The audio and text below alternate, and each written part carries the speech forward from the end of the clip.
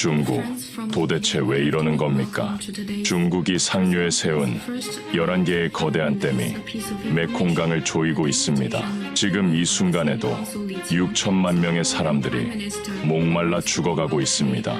기후가 무너지고 천년을 이어온 어종들이 사라지며 사람들은 물 앞에 완전히 무력해졌습니다. 너무 기가 막힌 일 아닙니까? 그런데 여러분, 이걸 누가 수습하고 있는지 아십니까? 대한민국입니다.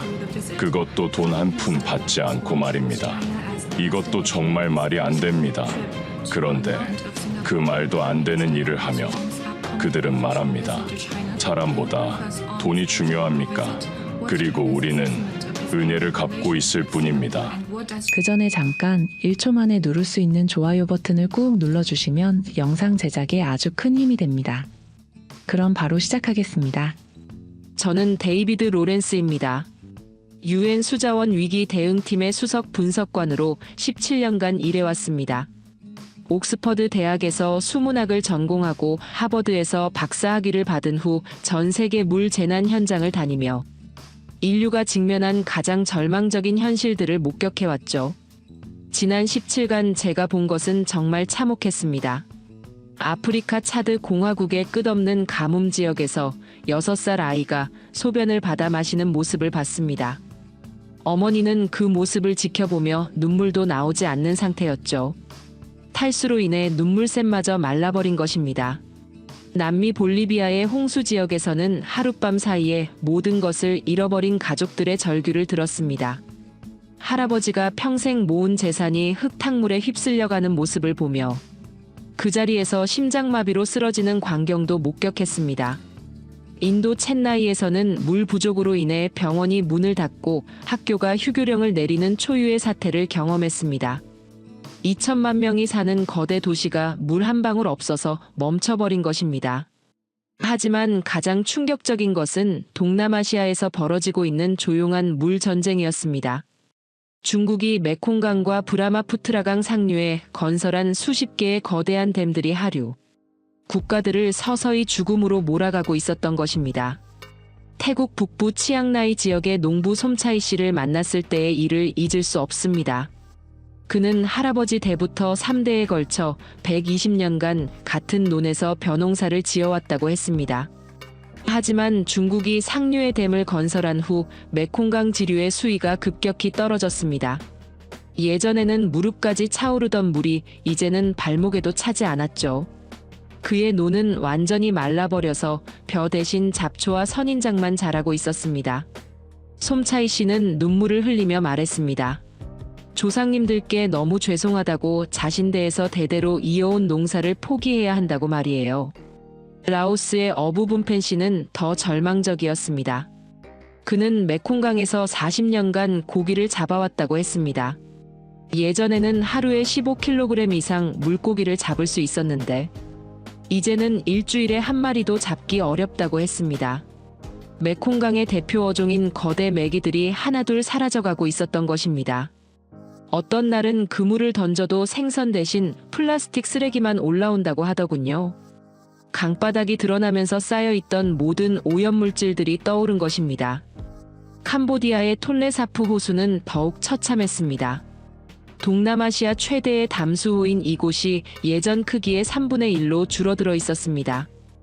호수에 의존해 살아온 300만 명의 주민들이 갈 곳을 잃었습니다. 수상가옥들이 물 없는 진흙바닥에 그대로 앉아있는 기괴한 광경이었죠.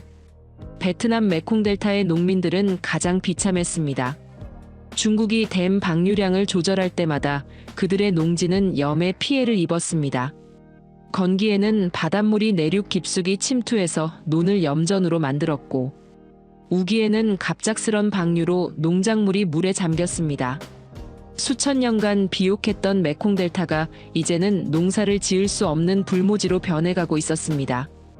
방글라데시의 상황은 더욱 심각했습니다. 중국이 건기에 물을 가둬놓으면 브라마푸트라강 하류는 완전히 바닥을 드러냈습니다. 염해가 수도 다카에서 200km 떨어진 내륙까지 침투해서 농지가 하얗게 변했습니다. 반대로 우기에 중국이 대량 방류하면 방글라데시 국토의 3분의 1이 물에 잠겼습니다. 예측 불가능한 이 물 폭탄으로 인해 매년 수천 명이 목숨을 잃었습니다. 이 모든 재앙의 원인은 너무나 명확했습니다. 중국이 상류에서 물을 무기로 사용하고 있었던 것입니다. 댐 밸브 하나로 수백만 명의 운명을 좌우할 수 있는 절대적인 권력을 가지게 된 것이죠. 이것이 바로 현대판 물제국주의였습니다. 이 모든 참상을 목격하면서 저는 절망했습니다. 물이 무기가 되는 시대의 약소국들은 속수무책이었던 것입니다. 그런데 이상한 일이 있었습니다. 아시아의 모든 국가가 중국의 수자원 패권에 시달리는데 유독 한 나라만 아무 피해가 없었습니다. 그 나라가 바로 대한민국이었습니다. 더 놀라운 것은 한국이 오히려 다른 피해국들을 적극적으로 돕고 있다는 사실이었습니다. 도대체 어떻게 이런 일이 가능한 걸까요? 한국은 무슨 특별한 비밀이라도 가지고 있는 것일까요? 이 의문을 해결하기 위해 저는 한국행을 결정했습니다. 저는 본격적인 조사에 앞서 중국의 물 패권이 얼마나 무서운 현실인지 정확한 데이터로 확인했습니다. 그 결과는 상상을 초월했습니다. 메콩강 유역에만 살고 있는 인구가 정확히 6,200만 명에 달했습니다. 이들 모두가 중국이 틀어놓는 물의 양에 따라 살고 죽음이 결정되는 상황이었죠. 중국은 메콩강 상류인 란창강에 무려 11개의 거대한 댐을 건설했습니다. 그중 가장 큰 샤오완 댐은 높이가 285m, 길이가 1200m에 달하는 거대한 콘크리트 괴물이었습니다. 이 댐 하나만으로도 메콩강 전체 유량의 30%를 조절할 수 있었습니다. 노오자두 댐은 더욱 무서웠습니다. 저수 용량이 217억 톤으로 한강 전체 연간 유량의 12배에 달했습니다. 중국이 이 댐의 밸브만 잠가도 메콩강 하류는 즉시 가뭄에 시달리게 되는 것입니다. 브라마푸트라 강도 마찬가지였습니다. 중국이 티베트 고원에 건설한 잠무댐과 팍툰포댐이 인도와 방글라데시에 치명적인 영향을 미치고 있었습니다. 특히 잠무댐은 세계에서 가장 높은 댐 중 하나로 높이가 310m에 달했습니다. 이 댐들로 인한 피해는 상상을 초월했습니다. 가장 참혹한 것은 건기와 우기의 극단적 차이였습니다. 중국이 물을 가둬놓으면 하류는 극심한 가뭄에 시달렸습니다. 메콩강의 경우 건기 최저 수위가 역사상 기록된 수준보다 3m나 낮아졌습니다. 반대로 중국이 한꺼번에 방류하면 하류는 예고 없는 대홍수에 휩싸였죠. 2020년 여름 중국이 갑작스럽게 방류했을 때 메콩강 하류 수위가 하루 만에 8m나 올라갔습니다. 수만 명이 밤사이에 집을 잃었고 수백 명이 목숨을 잃었습니다. 저는 이때 직접 현장에 있었는데 정말 지옥 같은 광경이었습니다. 태국 농민 소무엔 씨와의 만남은 평생 잊을 수 없습니다. 55살인 그는 할아버지 때부터 3대에 걸쳐 같은 논에서 벼농사를 지어왔다고 했습니다. 그의 농지는 치앙라이에서도 가장 비옥한 곳 중 하나였죠. 하지만 이제 그 논은 완전히 말라버려서 벼 대신 가시덤불과 선인장만 자라고 있었습니다. 소무엔 씨는 무릎을 꿇고 마른 흙을 한 움큼 집어들며 말했습니다. 이 흙이 예전에는 얼마나 기름졌는지 모른다고 말이에요. 손으로만 만져도 촉촉함이 느껴졌는데 이제는 모래처럼 부슬부슬 날린다고 했습니다. 그는 눈물을 흘리며 조상들께 죄송하다고 중얼거렸습니다. 자신 대에서 300년 농사의 역사가 끝나게 되었다며 말이죠. 라오스의 어부분펜 씨는 더 절망적이었습니다. 62살인 그는 메콩강에서 42년간 고기를 잡아왔다고 했습니다. 어릴 때부터 아버지를 따라 강에 나가서 물고기 잡는 법을 배웠죠. 그때는 하루에 20kg도 넘게 잡을 수 있었다고 합니다. 메콩강의 명물인 거대 메기는 한 마리만 잡아도 일주일 생활비가 나왔다고 하더군요. 하지만 이제는 완전히 달랐습니다. 일주일 내내 그물을 던져도 손바닥만 한 물고기 몇 마리가 전부였습니다. 거대 메기는 이미 몇 년 전부터 자취를 감췄고 다른 어종들도 하나둘 사라져가고 있었습니다. 분펜 씨는 낡은 어선을 가리키며 말했습니다. 이 배는 아버지가 물려주신 거라고 말이에요. 아버지도 할아버지한테 물려받았고 자신도 아들에게 물려주려 했는데 이제는 그럴 수 없게 되었다고 했습니다. 3대째 이어온 어업이 자신 대에서 끝나게 된 것입니다. 방글라데시의 이야기는 더욱 참혹했습니다. 다카에서 300km 떨어진 바리살 지역의 농민 압둘 라만 씨를 만났습니다. 그는 자신의 논을 보여주며 이렇게 말했습니다. 이 땅이 예전에는 1년에 3번 농사를 지을 수 있었다고 말이에요. 벼농사뿐만 아니라 다양한 채소도 기를 수 있었다고 합니다. 하지만 이제는 1년에 한 번도 제대로 농사를 지을 수 없다고 했습니다. 건기에는 염해로 인해 땅이 하얗게 변하고 우기에는 예고 없는 홍수로 모든 것이 떠내려간다는 것입니다. 가장 충격적인 것은 그의 우물물이었습니다. 예전에는 달고 시원했던 우물물이 이제는 짜고 탁했습니다. 염해가 지하수까지 침투한 것입니다. 압둘 라만 씨의 부인은 물을 끓여도 소금기가 빠지지 않는다며 걱정했습니다. 아이들이 이런 물을 마시면 건강에 해롭다는 것을 알지만 달리 방법이 없다고 했습니다. 이 모든 것을 보면서 저는 깨달았습니다. 이것은 단순한 자연재해가 아니라 인위적인 재앙이라는 것을 말이죠. 중국이 의도적으로 물을 무기화하고 있었던 것입니다. 하지만 그 절망 속에서 희망의 소식들이 들려오기 시작했습니다. 한국이라는 나라가 이 모든 고통받는 사람들에게 구원의 손길을 내밀고 있다는 소식이었습니다. 정말 믿기 어려운 일들이 벌어지고 있었던 것입니다. 저는 케냐 북부 투르카나 지역에서 정말 놀라운 광경을 목격했습니다. 사막 한가운데서 갑자기 수정처럼 맑은 물이 솟아오르고 있었던 것입니다. 투르카나는 아프리카에서도 가장 메마른 지역 중 하나입니다.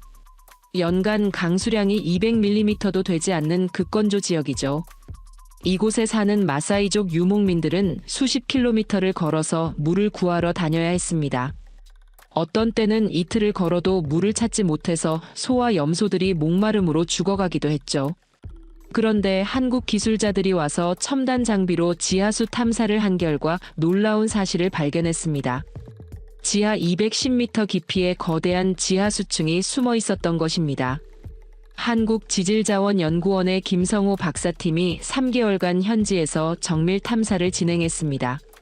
최신 전자탐사 장비와 인공위성 데이터를 활용해서 지하 구조를 완벽하게 분석했죠. 그 결과 이 지역 지하에 제주도 크기만 한 거대한 지하 호수가 있다는 것을 확인했습니다. 수질 검사 결과도 놀라웠습니다. 세계보건기구 기준을 훨씬 상회하는 최상급 품질의 물이었던 것입니다. 한국 정부는 즉시 대형 굴착 장비와 정수시설 일체를 케냐로 보냈습니다. 현대건설과 삼성엔지니어링이 합작으로 최첨단 급수 시설을 건설했죠.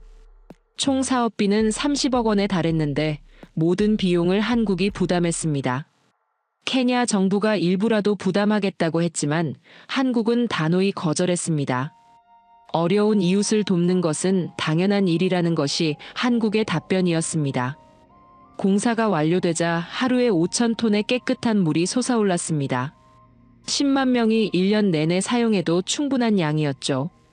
마을 전체가 환호했습니다. 저는 그 순간을 직접 목격했는데 정말 감동적이었습니다.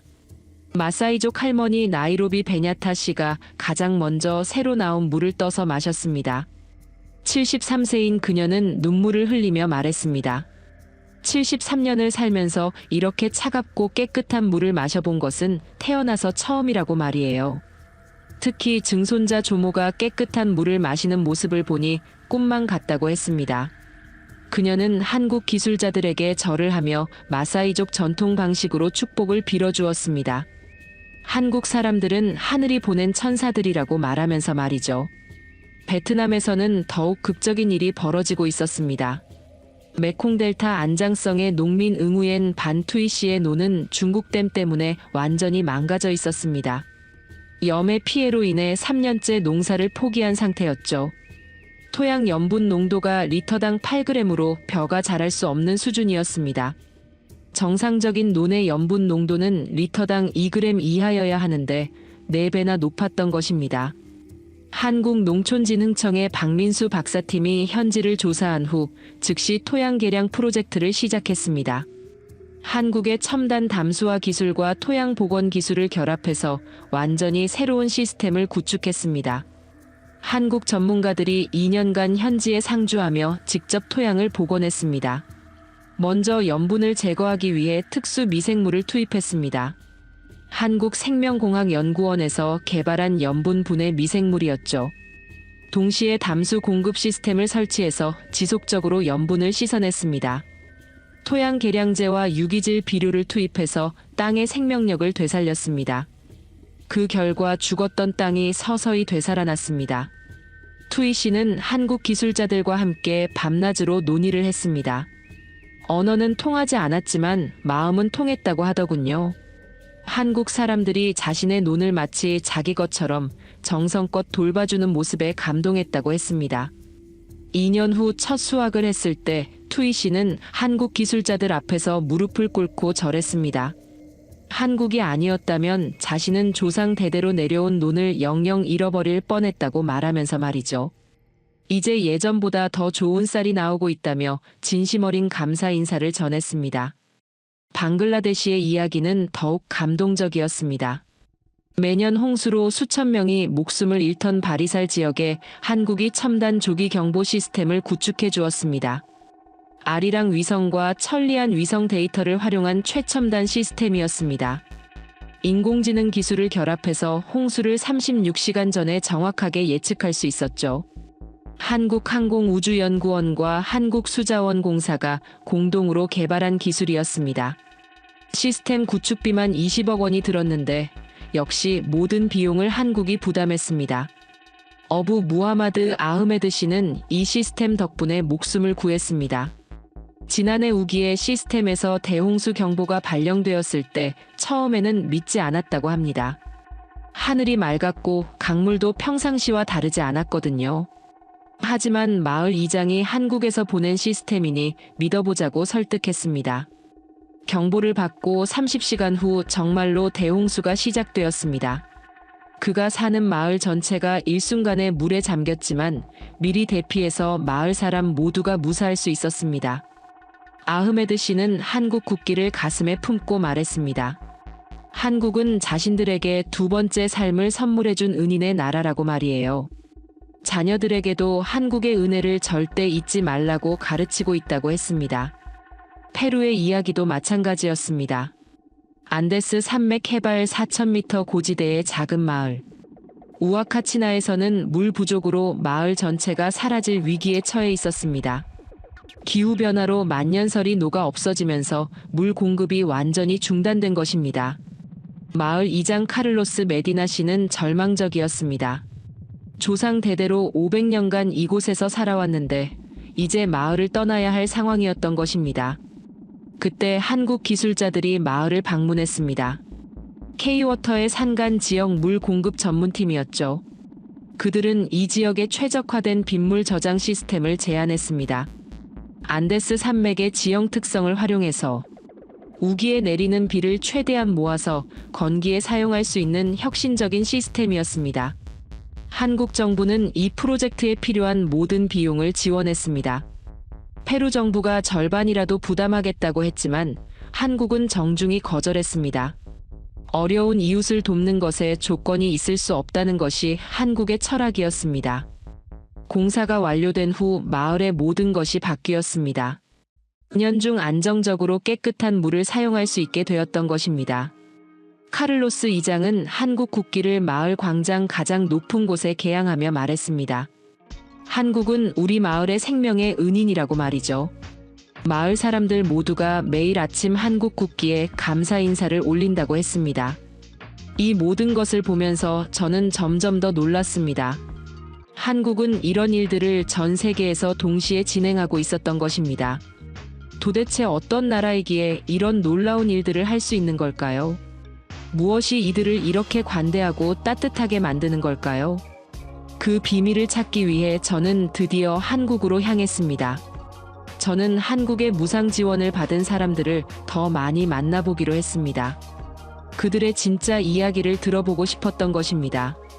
아프리카 르완다의 농촌 지역 키냐와다 마을의 농민 세라핀의 우아마리아 씨를 찾았습니다.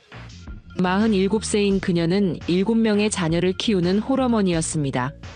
남편이 말라리아로 세상을 떠난 후 혼자서 가족을 부양하고 있었죠. 가뭄으로 인해 농사가 계속 실패하면서 가족들이 굶주리고 있었습니다. 그녀의 농지는 겨우 1000평 정도의 작은 땅이었습니다.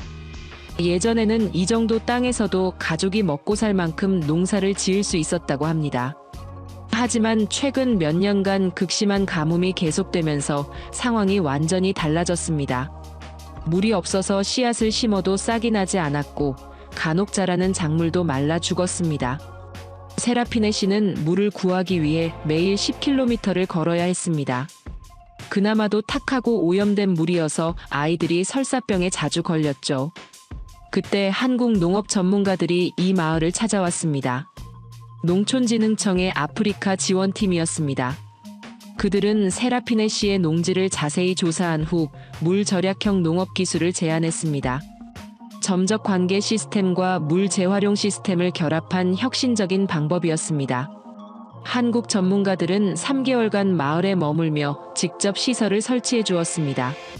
세라피네 씨는 그들과 함께 땀을 흘리며 새로운 농법을 배웠습니다. 언어는 통하지 않았지만 몸짓과 그림으로 소통했다고 합니다. 한국 전문가들이 자신의 농지를 마치 자기 것처럼 정성껏 돌봐주는 모습에 감동했다고 하더군요. 시스템이 완성된 후 첫 수확을 했을 때 기적이 일어났습니다. 같은 양의 물로 예전보다 3배 많은 작물을 기를 수 있게 되었던 것입니다. 이제 세라피네 씨의 가족은 배불리 먹을 뿐만 아니라 남은 농산물을 시장에 팔 수도 있게 되었습니다. 그녀는 눈물을 흘리며 말했습니다. 한국 사람들은 기술만 가르쳐 준 것이 아니라 희망을 심어주었다고 말이죠. 자녀들이 굶주림 없이 자랄 수 있게 해준 한국에 평생 감사하며 살겠다고 했습니다. 몽골의 유목민 가족 이야기도 감동적이었습니다. 고비 사막 근처에서 유목업을 하는 바트바야르 씨 가족을 만났습니다. 59세인 그는 3대째 이어온 유목민 가문의 후손이었습니다. 하지만 기후변화로 인해 초지가 급속히 사막화되면서 가축들이 하나둘 죽어가고 있었습니다. 예전에는 양 200마리, 염소 100마리, 말 20마리를 키웠는데 이제는 절반도 남지 않았다고 했습니다. 물을 찾아 수십 킬로미터를 이동해야 했고 그마저도 염분이 많아서 가축들이 병에 걸리기 일쑤였죠.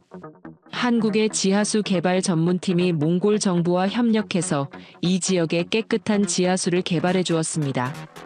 동시에 사막화 방지를 위한 초지, 복원 기술도 지원했습니다. 한국 산림청에서 개발한 내염성 목초 종자를 무상으로 제공했고 심는 방법까지 직접 가르쳐 주었습니다. 바트바야르 씨는 한국 기술자들과 함께 우물을 파고 초지를 복원했습니다. 그 결과 가축들이 다시 건강하게 자랄 수 있게 되었습니다. 그는 한국을 몽골의 전통 방식으로 형님의 나라라고 부르며 존경한다고 했습니다. 필리핀의 태풍 피해 지역에서도 한국의 도움이 있었습니다. 레이테 섬의 어촌 마을 타클로바는 매년 태풍으로 큰 피해를 입는 곳이었습니다. 특히 2013년 태풍 하이엔으로 마을의 90%가 파괴되었습니다. 수천 명이 목숨을 잃었고 생존자들도 깨끗한 물 없이 고통받고 있었습니다. 한국 정부는 즉시 긴급 구호팀을 파견했습니다. 해군과 해병대가 정수장비와 구호물자를 가져와서 현지 주민들을 도왔습니다. 어부호세 산토스 씨는 그때를 이렇게 회상했습니다. 모든 것을 잃고 절망에 빠져 있을 때 한국 사람들이 나타났다고 말이에요. 그들은 말없이 묵묵히 일했고 필리핀 사람들을 마치 가족처럼 돌봐주었다고 했습니다. 특히 한국 해병대원들이 자신들의 식수까지 나누어주는 모습에 감동했다고 하더군요. 한국은 긴급 구호에서 그치지 않았습니다. 마을을 완전히 재건하는 데까지 참여했습니다.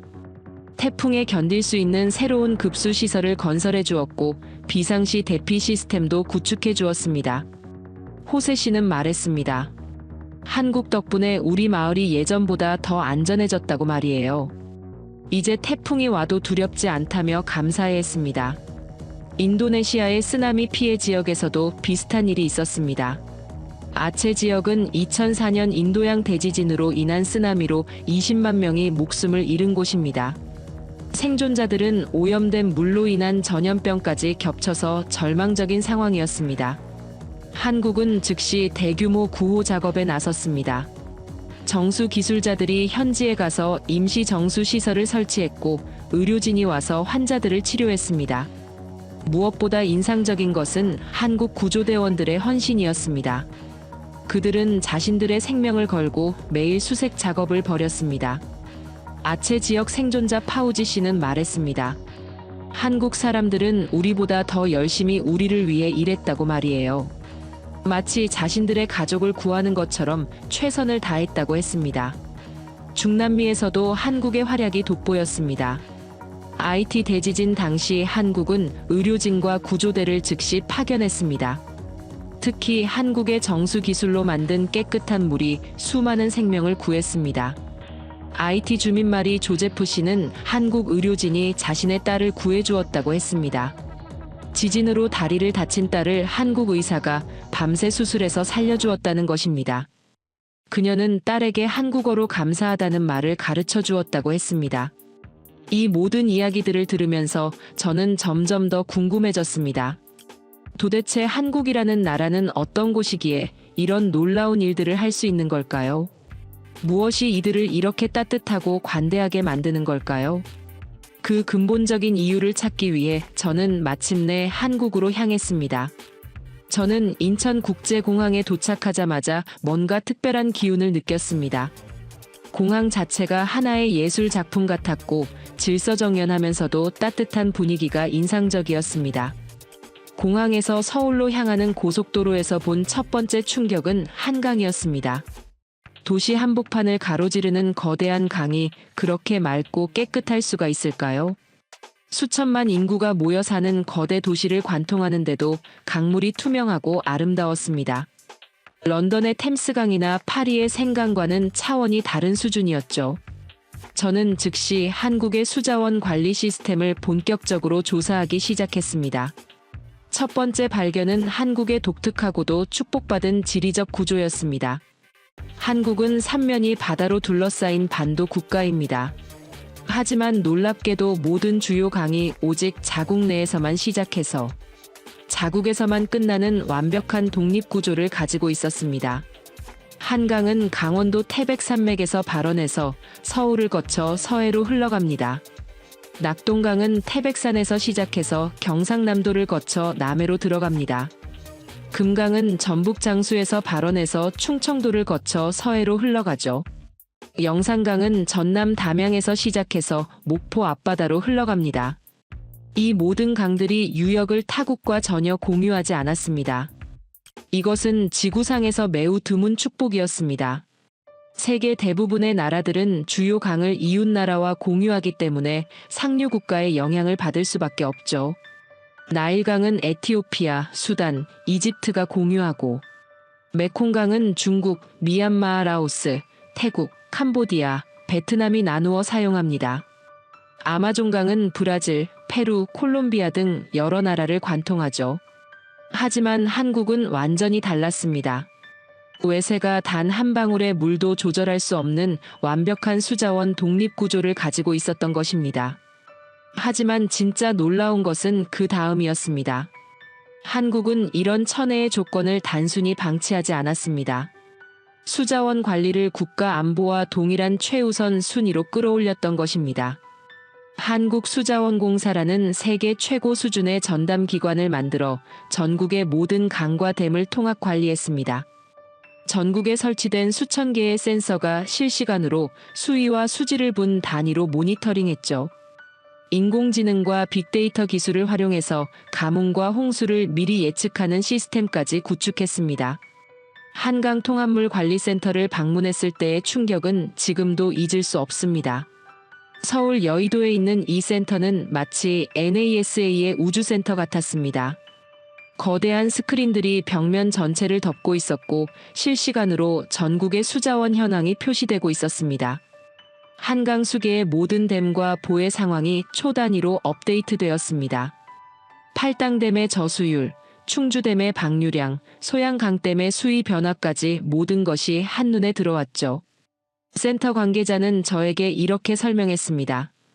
우리는 한강 유역에 내리는 모든 빗방울을 추적한다고 말이에요. 어디에 얼마나 비가 내리고 그 물이 어떤 경로로 흘러가는지 완벽하게 파악하고 있다고 했습니다. 더 놀라운 것은 이 시스템이 단순히 모니터링에 그치지 않는다는 점이었습니다. 실시간으로 상황에 맞춰 댐과 보의 운영을 자동 조절했습니다. 홍수가 예상되면 미리 저수량을 줄여서 여유 공간을 확보했고, 가뭄이 우려되면 절수 모드로 전환했습니다. 이 모든 과정이 인공지능의 도움으로 최적화되어 있었죠. 한국 관계자는 저에게 말했습니다. 물은 생명이고 모든 국민이 깨끗한 물을 마실 권리가 있다고 말이에요. 그래서 한국은 물 관리에 절대 타협하지 않는다고 했습니다. 더 놀라운 것은 한국의 물 관리 철학이었습니다. 한국은 물을 정복하거나 통제하려 하지 않았습니다. 물과 조화를 이루며 함께 살아가는 방법을 추구했던 것입니다. 서울 한복판의 한강을 직접 보면 그 철학을 확실히 알 수 있었습니다. 한강의 폭은 가장 넓은 곳이 무려 1,500m에 달했습니다. 이 정도 규모의 강이 도시 중심부를 자연스럽게 흐르는 나라는 세계에서도 매우 드물죠. 더 놀라운 것은 수질이었습니다. 2,500만 명이 사는 거대 도시를 관통하는 강임에도 불구하고 수질은 WHO 기준 1급수에 해당했습니다. 실제로 한강물로 수돗물을 만들어서 시민들이 그대로 마시고 있었습니다. 한강 유역에는 대형 댐이 거의 없었습니다. 상류에 있는 팔당댐도 발전이나 치수가 아니라 식수 공급이 주목적이었죠. 대신 자연 흐름을 최대한 보존하면서 수질 관리에 모든 역량을 집중했던 것입니다. 상류에는 팔당특별대책지역이라는 엄격한 수질 보호구역을 설정했습니다. 이 지역에서는 개발 행위가 철저히 제한되고 수질에 영향을 줄 수 있는 모든 활동이 통제되었습니다. 하류에는 신곡 수중보와 잠실 수중보 같은 가동보를 설치해서 수위를 섬세하게 조절했죠. 홍수 때는 수문을 완전히 개방해서 물길을 확보하고, 평상시에는 적정 수위를 유지해서 도시 경관을 아름답게 만들었습니다. 하지만 진짜 기적은 시민들의 의식이었습니다. 한강공원에서 시민들이 여가를 즐기는 모습을 보면서 저는 깊은 감동을 받았습니다. 이들은 한강을 단순한 자연 자원이 아니라 서울의 심장이자 영혼으로 여겼습니다. 강변에서 조깅하는 사람들, 자전거를 타는 가족들, 피크닉을 즐기는 연인들의 모습이 너무나 자연스럽고 평화로웠습니다. 한강을 더럽히는 사람은 아무도 없었습니다. 쓰레기 하나 버리지 않았고 물속에 들어가서 수영을 하는 사람들도 있었습니다. 이것은 시민들이 한강을 진정으로 사랑하고 있다는 증거였습니다. 물과 함께 살아가는 방법을 완벽하게 터득한 민족이었던 것입니다. 이제 저는 이해할 수 있었습니다. 왜 한국이 다른 나라들을 그렇게 적극적으로 도울 수 있는지 말이죠. 자신들이 물의 축복을 받았다는 것을 진심으로 감사하게 여기고 있었기 때문이었습니다. 그리고 그 축복을 혼자만 누리는 것이 아니라 어려운 이웃들과 나누어야 한다고 생각했던 것입니다. 저는 한국인들과 더 깊이 이야기를 나누면서 이 민족의 특별함을 깨달았습니다. 한국의 놀라운 나눔 정신은 어디서 나온 것일까요? 그 답은 이들의 가슴 아프지만 아름다운 역사 속에 있었습니다. 한국수자원공사 김철수 이사장이 저에게 들려준 이야기는 정말 감동적이었습니다. 68세인 그는 어린 시절 한국 전쟁을 직접 경험했다고 했습니다. 그는 눈시울을 붉히며 말했습니다. 우리나라가 일제강점기와 한국 전쟁을 겪으며 정말 절망적이었던 시절이 있었다고 말이에요. 그때 세계 여러 나라들이 한국을 도와주었다고 했습니다. 가장 절박했던 것이 바로 깨끗한 물이었다고 하더군요. 전쟁으로 모든 상하수도 시설이 파괴되어서 사람들이 오염된 물을 마시고 전염병에 걸려 죽어갔다고 했습니다. 그때 미군이 가져다준 정수 알약으로 아이들이 처음으로 깨끗한 물을 마실 수 있었다고 했습니다. 유엔군이 설치해준 임시 급수시설에서 나오는 물 한 모금이 그렇게 달고 소중할 수가 없었다고 하더군요. 특히 터키군의 이야기는 잊을 수 없다고 했습니다. 터키 군인들은 자신들의 식수까지 나누어 주며 한국 고아들을 돌봐주었다고 합니다. 어떤 터키 군인은 자신이 목말라도 한국 아이들에게 물을 먼저 주었다고 하더군요. 김 이사장은 목이 메어서 한동안 말을 잇지 못했습니다. 그리고 이렇게 말했습니다. 그 은혜를 어떻게 잊을 수 있겠습니까? 그래서 한국이 조금이라도 여유가 생기자마자 다른 나라들을 돕기 시작했다는 것입니다. 받은 만큼 돌려주어야 한다는 것이 한국인의 마음이라고 했습니다. 아니 받은 것보다 더 많이 베풀어야 진정한 보답이라고 하더군요. 저는 한국의 조상들이 물을 어떻게 관리했는지 직접 보러 다녔습니다. 경주의 안압지를 보았을 때 정말 놀랐습니다. 서기 700년경 신라시대에 만들어진 이 인공 연못이 1300년이 지난 지금도 맑은 물을 담고 있었던 것입니다. 당시 기술로 이렇게 완벽한 연못을 만들었다는 것이 믿기지 않았습니다. 단순히 물을 가두는 것이 아니라 자연순환을 고려해서 설계했다고 하더군요. 연못 바닥에는 자연역과 시설이 있었고 물의 흐름을 조절하는 정교한 구조가 있었습니다. 조선시대의 유산은 더욱 놀라웠습니다. 세종대왕이 전국에 만들어준 농업용 저수지가 17,000개가 넘었다고 했습니다. 백성들이 가뭄에 굶어 죽지 않도록 미리 준비해둔 조상들의 사랑이었죠. 지금도 그 저수지들 중 8,000개가 넘게 현역으로 사용되고 있다고 했습니다. 500년이 넘었는데도 여전히 제 기능을 하고 있는 것입니다. 한국 전통 마을을 방문했을 때도 감동했습니다. 안동 하회마을의 경우 낙동강 구비에 자리 잡아서 홍수와 가뭄을 모두 피할 수 있는 지혜로운 입지였습니다. 마을 안에는 샘물이 여러 군데 있었고 지금도 맑은 물이 콸콸 솟아나고 있었습니다. 조상들이 물을 얼마나 소중히 여겼는지 알 수 있었습니다. 이런 전통이 현대 한국인들의 DNA에 그대로 흐르고 있었던 것입니다. 한국 할머니 박순자 씨를 만났을 때의 일을 잊을 수 없습니다. 85세인 그분은 한국 전쟁 당시 10살이었다고 했습니다. 그때 피난길에서 유엔군이 나누어준 깨끗한 물 한 모금이 얼마나 소중했는지 지금도 생생하다고 하시더군요. 그 물맛을 평생 잊을 수 없다고 했습니다. 그래서 지금 아프리카 아이들이 더러운 물을 마신다는 소식을 들으면 가슴이 미어진다고 했습니다. 자신도 용돈을 아껴서 케냐 우물 파기에 매달 5만 원씩 기부하고 있다고 하셨어요. 이것이 바로 한국인의 마음이었습니다. 자신이 받은 은혜를 다른 사람에게 베푸는 아름다운 순환이었죠. 한국의 젊은 엔지니어 이민호 씨도 마찬가지였습니다. 32살인 그는 대기업에서 일하다가 자원봉사로 베트남에 가서 1년간 무료로 일했다고 했습니다. 회사 휴직까지 내면서 말이에요. 왜 그랬느냐고 물어보니 대답이 너무 감동적이었습니다. 우리 할아버지가 전쟁 때 외국 군인들에게 도움받은 이야기를 어릴 때부터 들었다고 했습니다. 미군이 주는 초콜릿 하나, 물 한 모금이 얼마나 소중했는지 할아버지가 눈물을 흘리며 말씀해 주셨다고 하더군요. 그래서 이제는 자신이 다른 나라 사람들을 도울 차례라고 생각한다는 것이었습니다. 받기만 하면 안 되고 베풀어야 진정한 사람이라고 할아버지가 가르쳐 주셨다고 했습니다. 대학생 김소영 씨의 이야기도 마찬가지였습니다. 22살인 그녀는 방학 때마다 해외 봉사활동을 간다고 했습니다. 작년에는 필리핀에 가서 정수시설 설치를 도왔고 올해는 캄보디아에 갈 예정이라고 하더군요. 부모님이 왜 그렇게 해외 봉사에 열심이냐고 물어보셨을 때 이렇게 대답했다고 합니다. 우리나라가 어려웠을 때 많은 나라가 도와줬으니 이제 우리가 도와줄 차례라고 말이에요. 이런 마음들이 모여서 한국의 놀라운 무상 지원이 가능했던 것입니다. 정부 차원의 정책도 중요하지만 더 중요한 것은 국민 한 사람 한 사람의 마음이었습니다. 한국인들은 물을 단순한 자원이 아니라 생명으로 여겼습니다. 그리고 생명은 나누어야 한다는 것이 이들의 철학이었습니다. 한국 시민들의 자발적인 기부 문화도 놀라웠습니다. 아프리카 우물 파기 모금에 매년 수십억 원이 모인다고 했습니다.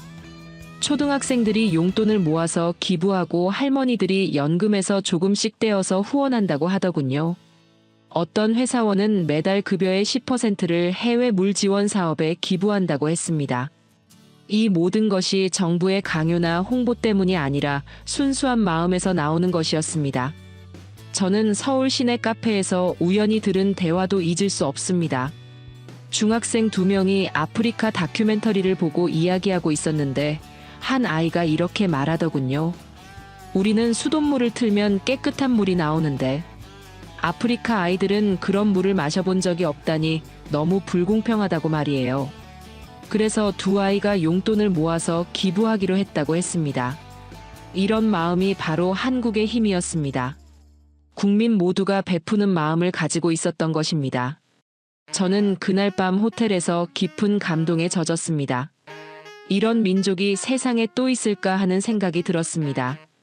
받은 은혜를 잊지 않고 더 큰 사랑으로 갚아나가는 아름다운 민족이었습니다. 이제 저는 왜 한국이 전 세계에서 이렇게 사랑받는지 알 수 있었습니다.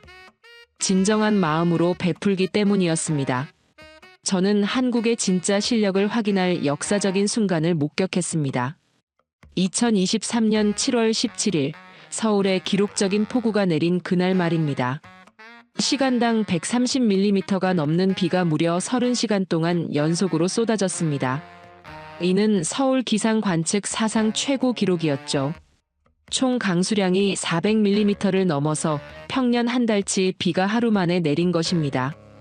전 세계 어떤 도시도 이런 물폭탄을 견뎌낼 수는 없을 터였습니다. 뉴욕은 시간당 50mm만 내려도 지하철이 완전히 잠기고 도시 전체가 마비됩니다.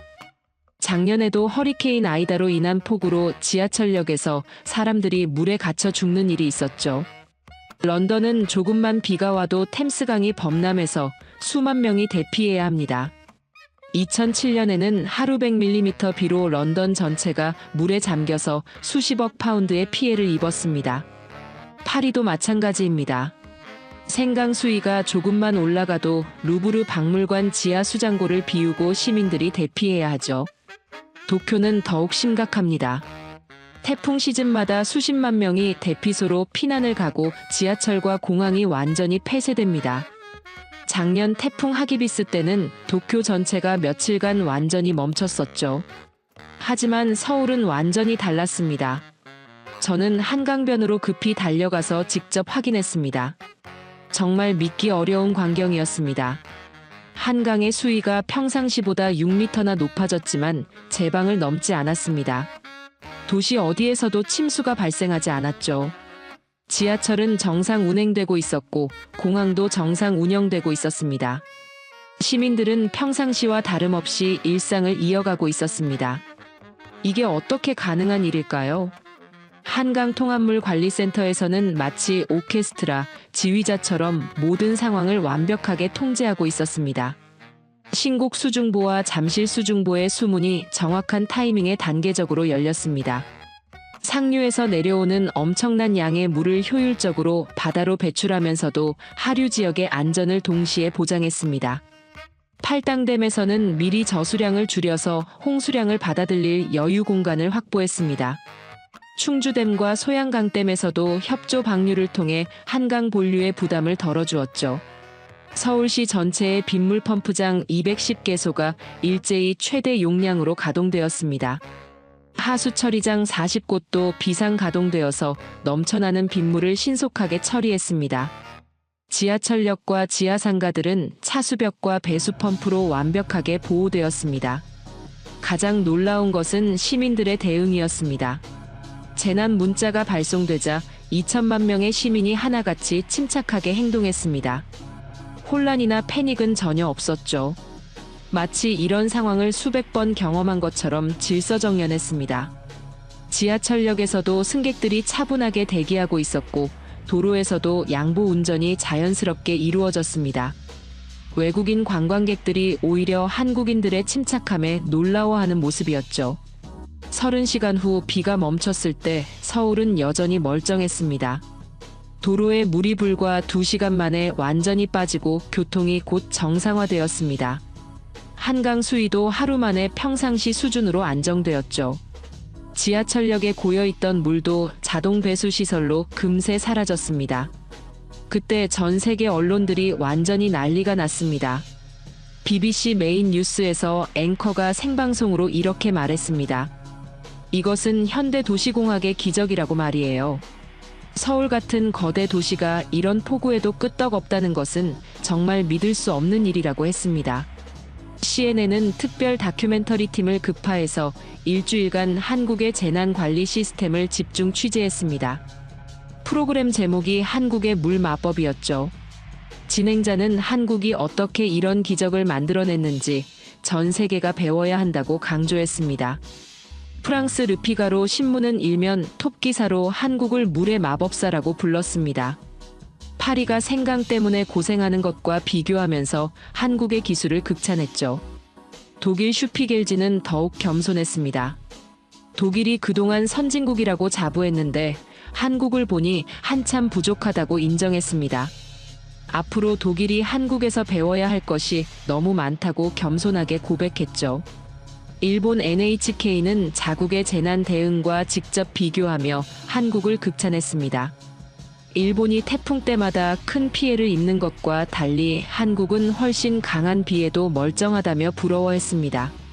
심지어 일본 정부가 한국에 기술 협력을 요청했다고 보도했죠. 가장 놀라운 것은 중국 언론의 반응이었습니다. 자신들이 그토록 물로 괴롭혀온 아시아에서 이런 기적 같은 나라가 있다는 것을 인정하지 않을 수 없었던 것입니다. 환95는 한국의 물 관리 시스템을 동양의 보석이라고 표현했습니다.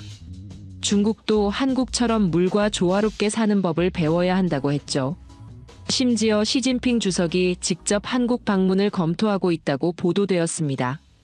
러시아 타스 통신도 한국을 극찬했습니다. 러시아가 시베리아의 풍부한 수자원을 제대로 활용하지 못하는 것과 비교하며 한국의 효율성을 부러워했죠. 인도 타임스 오브 인디아는 더욱 솔직했습니다. 인도가 매년 몬순 때문에 수만 명이 죽는 것과 비교하면서 한국은 정말 다른 차원의 나라라고 인정했습니다. 저는 그날 밤 한강변을 다시 찾았습니다. 마치 아무 일도 없었던 것처럼 시민들이 여유롭게 산책하고 있었습니다. 한강공원 카페에서 커피를 마시는 사람들, 아이들과 뛰어노는 가족들, 조깅하는 시민들의 모습이 너무나 평화로웠습니다. 이들에게 방금 전의 물폭탄은 그저 지나가는 소나기였을 뿐이었습니다. 한 시민에게 물어봤습니다. 이런 큰 비에도 무섭지 않으시냐고 말이에요. 그는 웃으며 이렇게 대답했습니다. 우리나라는 물 관리를 정말 잘하니까 걱정 없다고 말이에요. 정부를 믿고 시스템을 믿는다고 했습니다. 강물 위로 반사되는 서울의 야경을 보며 저는 전율했습니다. 이것이 바로 진정한 선진국의 모습이구나 하는 생각이 들었습니다. 다른 나라들이 물 앞에서 무력하게 무너질 때 한국만은 꿋꿋이 서 있었던 것입니다. 물과 싸우지 않고 물과 친구가 된 민족의 지혜였습니다. 그날 밤 저는 UN 본부에 긴급 보고서를 작성했습니다. 한국의 수자원 관리 시스템을 즉시 전 세계 표준으로 삼아야 한다는 내용이었습니다. 더 이상 한국은 배우는 나라가 아니라 가르치는 나라가 되었다고 썼습니다. 세계가 한국에게 무릎을 꿇는 역사적 순간이었습니다. 저는 한국에 더 오래 머물면서 전 세계가 이 나라를 어떻게 바라보는지 직접 확인했습니다. 그 반응은 제 상상을 완전히 뛰어넘는 수준이었습니다.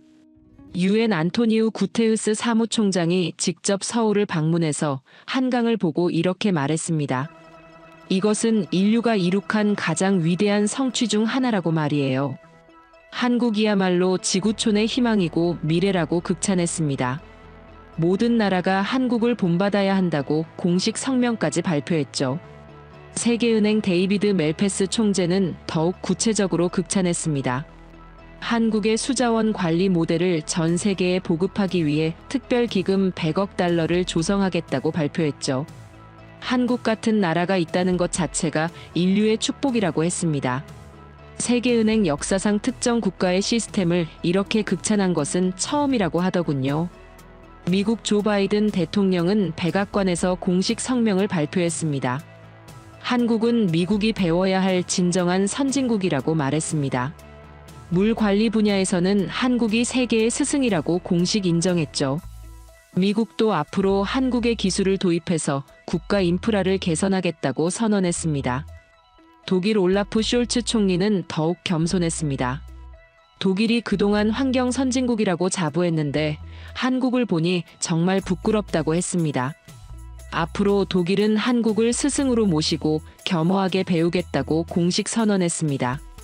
독일 정부가 다른 나라를 스승이라고 부른 것은 역사상 처음이라고 하더군요. 일본 기시다 후미오 총리의 반응은 더욱 인상적이었습니다. 한국의 기술력과 시민의식은 일본도 따라갈 수 없는 차원이라고 솔직하게 인정했습니다. 이웃나라로서 정말 자랑스럽고 존경한다며 진심 어린 찬사를 보냈죠. 일본이 한국을 이렇게 공개적으로 극찬한 것은 정말 드문 일이었습니다. 중국의 반응은 가장 극적이었습니다. 그동안 물을 무기로 아시아를 괴롭혀온 중국이 처음으로 다른 나라에게 고개를 숙인 것입니다. 시진핑 주석이 직접 한국을 방문해서 한강 앞에서 깊이 절을 했습니다. 중국도 한국처럼 물과 조화롭게 살아가는 법을 배우고 싶다고 간청했습니다. 중국 주석이 다른 나라에서 절을 한 것은 건국 이후 처음이라고 하더군요. 인도 나렌드라 모디 총리는 눈물을 흘리며 감사 인사를 했습니다. 한국 덕분에 인도도 물 문제를 해결할 희망이 생겼다고 했습니다. 인도가 한국을 구루로 모시겠다고 공식 선언했죠. 아프리카 연합 의장 마키살 세네갈 대통령은 더욱 감동적이었습니다. 눈물을 흘리며 한국에 감사 인사를 했습니다. 한국 덕분에 아프리카 대륙의 수백만 어린이들이 깨끗한 물을 마실 수 있게 되었다고 했습니다. 한국은 아프리카의 구세주라고 부르며 영원히 감사하겠다고 약속했죠. 남미 국가들의 반응도 마찬가지였습니다.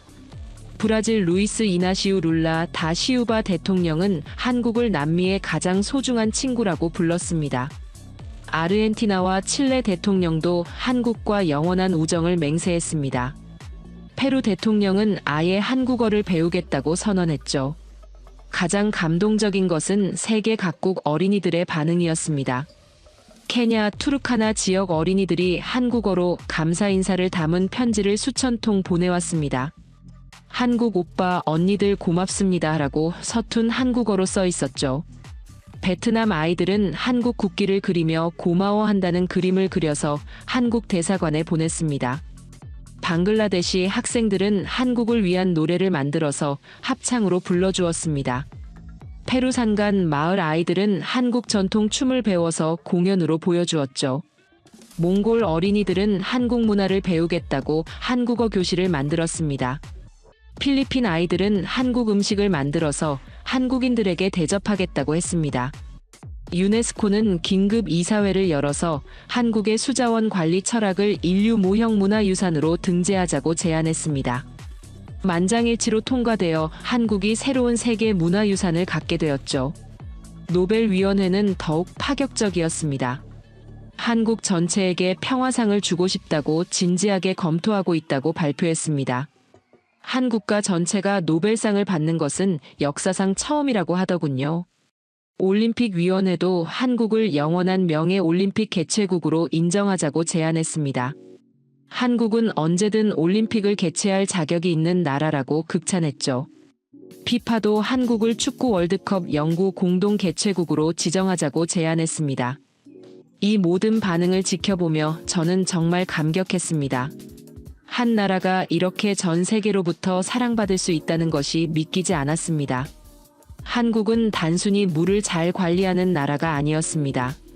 인류에게 희망을 주는 나라, 세상을 더 아름답게 만드는 나라였습니다. 저는 마지막 보고서에 이렇게 썼습니다. 한국 같은 나라는 지구상에 단 하나뿐이라고 말이에요. 이런 민족, 이런 정신, 이런 사랑을 가진 나라는 다시 나올 수 없을 것이라고 했습니다. 대한민국이야말로 물의 왕국이자 사랑의 왕국이라고 결론지었습니다. 한강에서 시작된 기적이 이제 전 인류의 미래가 되었다고 썼습니다. 물전쟁의 시대에 물평화를 이끌어가는 위대한 나라라고 평가했습니다. 저는 이제 확신합니다. 한국이 이끌어갈 미래가 얼마나 아름답고 희망적일지 말이에요. 이 위대한 민족과 함께 살아가는 것이 얼마나 축복인지 모든 세계인이 깨닫고 있습니다. 한국이야말로 인류가 꿈꿔온 이상향이 현실이 된 나라입니다. 한강은 단지 물줄기가 아닙니다. 전 세계가 물에 무너질 때 스스로를 지켜낸 한민족의 혼이자 자랑입니다. 그리고 이제는 그 사랑을 온 세상과 나누는 기적의 강이 되었습니다. 강을 지배하는 자가 문명을 이끈다는 말이 있다면 지금 그 주인공은 틀림없이 대한민국입니다. 중국이 댐으로 아시아를 위협할 때 한국은 사랑으로 답했습니다. 다른 나라들이 물을 독점하려 할 때 한국은 나눔으로 세상을 감동시켰습니다. 한때 도움을 받던 나라가 이제는 세계 곳곳에서 생명의 물을 선물하며 인류의 스승이 되었습니다. 케냐 할머니의 눈물과 베트남 농부의 감사와 방글라데시 어부의 기쁨이 한국의 위대함을 증명하고 있습니다. 페루 마을의 환호와 몽골 유목민의 존경과 필리핀 어부의 감격이 한국의 진정한 가치를 보여주고 있습니다. 세계 모든 나라가 한국을 우러러보며 배우고 싶어 합니다. 유엔도 세계은행도 미국도 독일도 중국도 일본도 모두가 한국 앞에서 고개를 숙였습니다. 한국 같은 나라는 지구상에 단 하나뿐입니다. 이런 민족, 이런 정신, 이런 사랑을 가진 나라는 다시 나올 수 없을 것입니다. 받은 은혜를 잊지 않고 더 큰 사랑으로 갚아나가는 아름다운 민족입니다. 물과 싸우지 않고 물과 조화를 이루며 사는 지혜로운 민족입니다. 이것이 바로 한국이 세계에 보여준 진정한 기적입니다. 물의 시대에 물의 왕이 된 대한민국의 놀라운 이야기입니다. 한강에서 시작된 이 사랑은 이제 전 세계로 흘러가며 인류의 미래를 밝혀주고 있습니다. 우리의 자랑스러운 조국 대한민국이 만들어가는 아름다운 세상이 영원히 계속되고 있습니다. 그리고 이 모든 변화의 중심에는 우리 대한민국이 있습니다. 흐름을 따르던 나라에서 흐름을 바꾸는 나라로. 한국이 없으면 세계가 멈춥니다. 오늘의 사연은 여기까지입니다. 구독과 좋아요는 영상 제작에 아주 큰 힘이 됩니다. 지금까지 감동테라스 저는 소희였습니다. 오늘도 우리 구독자님들의 가정에 따뜻한 행복이 가득하시길 진심으로 바라겠습니다. 긴 영상 끝까지 시청해주셔서 정말 감사합니다. 내일 더 좋은 이야기로 찾아뵙겠습니다. 감사합니다.